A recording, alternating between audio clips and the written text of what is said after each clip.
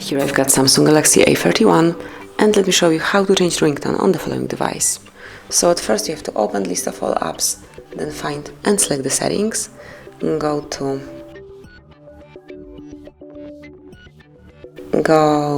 the sounds which are included here, sounds and vibration, and now click on ringtone. Pick the SIM card to which you would like to change this ringtone, and here you've got all the options. So let me show you all the sounds, all the tunes that you can apply in your Samsung Galaxy A31, starting with Asteroid. I will just volume it up a bit.